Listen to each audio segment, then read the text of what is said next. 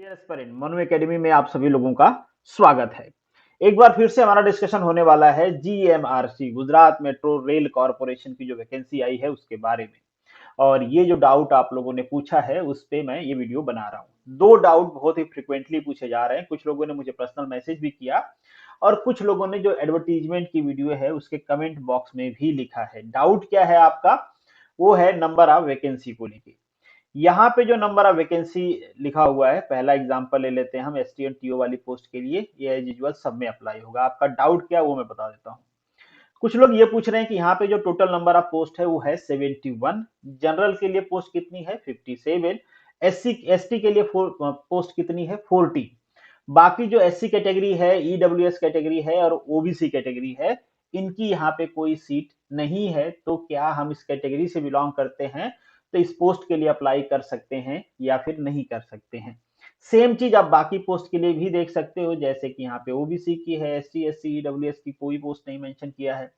यहाँ पे भी बाकी कैटेगरी की मेंशन नहीं किया है एज यूजुअल, और यहाँ पे जनरल की ही सारी पोस्ट है, बाकी कैटेगरी को मेंशन नहीं किया है।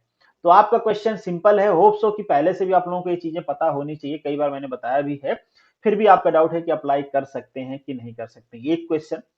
दूसरा क्वेश्चन ये है कि हमारी जो सीट है, मतलब जो रिजर्व कैटेगरी के लोग हैं उनका कहना है कि ये जो सीट है यहाँ पे ओबीसी ईडब्ल्यूएस, बाकी जहाँ पे एससी की नहीं है वो, ये सीटें क्यों नहीं है, क्या रीजन है उसका।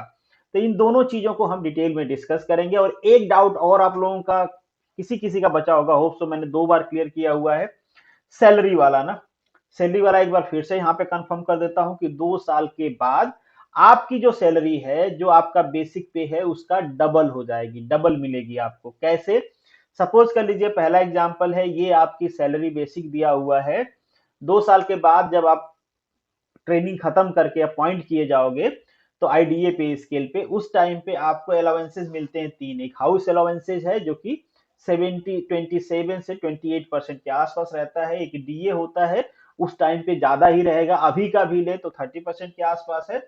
और एक बकेट अलाउंसेस भी आपको मिलता है, वो भी 30% के आसपास होता है। तो टोटल 30 38 तो 90% आपका अलाउंसेस होता है। मतलब सिंपली हम कह देते हैं कि आपकी ये सैलरी इसके 2 टाइम्स के आसपास हो जाएगी। मतलब यहाँ पे आपकी सैलरी 65 प्लस मिलेगी 2 साल बाद, यहाँ पे 50 प्लस मिलेगी, यहाँ पे भी 65 प्लस मिलेगी और यहाँ पे 40 प्लस मिलेगी 2 साल बाद। तो ये क्लेरिफिकेशन पहले भी किया गया था, एक बार फिर से मैंने कर दिया है।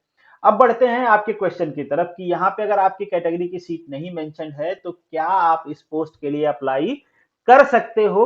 जेन्युइन सवाल है, बट आपको पता होना चाहिए इस लेवल पे आके। तो जवाब है कि हाँ, बिल्कुल आप कर सकते हो। अगर कहीं पे भी, यहां की बात छोड़ो, कहीं पे भी किसी भी एडवर्टीजमेंट में आपकी कैटेगरी की पोस्ट नहीं है बट जनरल कैटेगरी की पोस्ट वहां पे है, तो कोई भी आदमी किसी भी कैटेगरी से बिलोंग करता है वो पर्टिकुलर उस पोस्ट के लिए अप्लाई कर सकता है, कोई प्रॉब्लम नहीं है। बट एक चीज और कि अगर कहीं पे मान लीजिए कि ये जनरल की सीटें नहीं मेंशन है, बाकी रिजर्व कैटेगरी की सीटें हैं, तो जनरल कैटेगरी का आदमी वहां पे अप्लाई नहीं कर सकता है। बहुत बार ऐसा होता है, स्पेशल रिक्रूटमेंट आता है रिजर्व कैटेगरी के लिए, जो उनकी बैकलॉग सीटें होती हैं केवल उनके लिए। एक डाउट और यहाँ पे हो सकता है आपको कि मान लीजिए अब यहाँ पे जनरल की सीटें हैं और हम ईडब्ल्यूएस से हैं या ओबीसी से हैं या एससी कैटेगरी से हैं और हम अप्लाई कर रहे हैं, तो अपने कैटेगरी में क्या सेलेक्ट करें? अगर वहां पे ऑप्शन आ रहा है, समटाइम फॉर्म में ऑप्शन नहीं आता है, मुझे नहीं पता यहाँ पे आ रहा है नहीं आ रहा है। क्या होता है कि जिस कैटेगरी की सीट नहीं है वो ऑप्शन में ही नहीं आएगा फिलअप करने के लिए। मान लीजिए यहाँ पे आ रहा है और आपको भरना है तो आपको अपनी कैटेगरी भरना है, अगर नहीं आ रहा है तो ऑब्वियसली जनरल कैटेगरी भरना है। अब आप अपनी कैटेगरी भरते हो तो ऐसा नहीं कि आपको रिजर्वेशन का फायदा मिलेगा, आपकी सीटें नहीं है तो डायरेक्टली आपको जनरल कैटेगरी एज्यूम कर लिया जाएगा बाय डिफॉल्ट, उसकी टेंशन लेने की जरूरत नहीं है। तो एक क्वेश्चन आपका आंसर हो गया कि बिल्कुल आप सभी जहां पे जनरल सीटें हैं, किसी भी कैटेगरी से आप बिलोंग करते हैं, आप उस पोस्ट के लिए अप्लाई कर सकते हैं। अब दूसरा क्वेश्चन आपका कि अगर यहाँ पे जब रिजर्व कैटेगरी की सीटें नहीं है तो वो क्यों नहीं है, क्या रीजन है? इसको समझने के लिए हम चलते हैं 2017 के एडवर्टीजमेंट पे। बस दिखा देता हूं। पहला एडवर्टीजमेंट था ये गुजरात मेट्रो का, 2017 में आया था, यहाँ पे आपको नजर आ रहा होगा। और यहाँ पे नंबर ऑफ पोस्ट नजर आ रही हैं। अब देखो, इस एडवर्टीजमेंट 283 पोस्ट है, एकदम ऐसे जो रिजर्वेशन रोस्टर होता है, जो मैंने आपको कई बार बताया हुआ है, उस रिजर्वेशन रूल्स को फॉलो करके यहाँ पे ये सीटें एलोकेट किया गया है। 2017 में ईडब्ल्यूएस कोटा नहीं था, इसलिए यहाँ पे आपको ईडब्ल्यूएस कोटा नजर नहीं आ रहा है। अब आप सोचोगे कि 2017 का मैं क्यों दिखा रहा हूं भाई। 2017 का इसलिए दिखा रहा हूं कि यहाँ पे जितनी आपको नंबर ऑफ सीटें नजर आ रही हैं, ये सारी सीटें 2017 में फिलअप नहीं हो पाई थी। ध्यान से सुनिए, 2017 में ये सारी सीटें फिलअप नहीं हो पाई थी। जैसे यहाँ पे जनरल कैटेगरी की 57 सीटें हैं, दैट्स मीन की 145 सीटों में से 57 सीटें जनरल कैटेगरी की बच गई थी। ओबीसी की पूरी फिल हो गई थी, एससी कैटेगरी की पूरी फिल हो गई थी, इसलिए इन दोनों की सीटें वहां पे नजर नहीं आ रही हैं, और ईडब्ल्यूएस का कोटा था ही नहीं, इसलिए नहीं नजर आ रही हैं। अब ये बातें मैं आपको क्यों बता रहा हूं, कैसे बता रहा हूं, ये बताता हूं आपको। ये जो 2017 की वैकेंसी है, इसको आप देखोगे, इसका जो क्लोजर की नोटिस है वो कब आती है सितंबर 2021 में।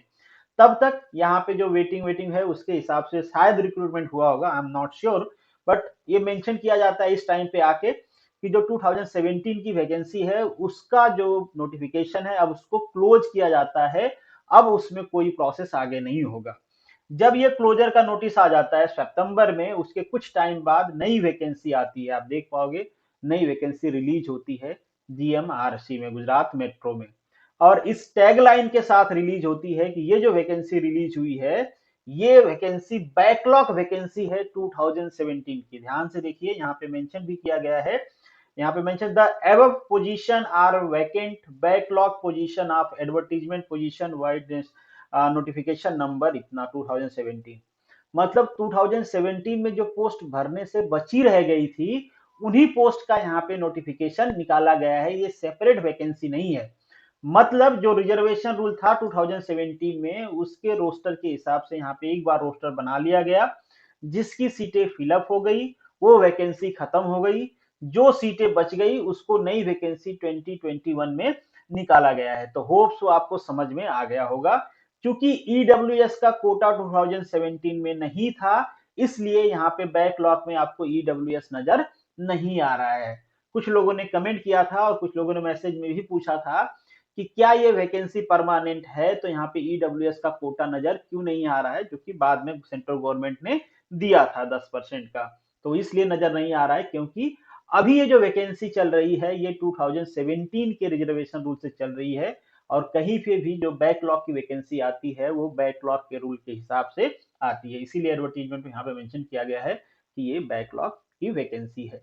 उम्मीद करता हूं कि जीएमआरसी से रिलेटेड जो भी आपको ये डाउट थे, ये दोनों डाउट, तीनों डाउट मतलब सैलरी वाला भी क्लियर हो गया होगा। अब आपको क्या करना है, अपने पढ़ाई पे फोकस करना है, क्योंकि अल्टीमेटली सिलेक्शन तभी होगा जब पढ़ाई होगी, और वो भी मजबूती के साथ। और मेरे तरफ से जो भी कंट्रीब्यूशन बन पड़ता है आपके एजुकेशन में, वो मैं देता रहूंगा। चलिए मिलेंगे नेक्स्ट वीडियो में, तब तक के लिए all the best, good luck.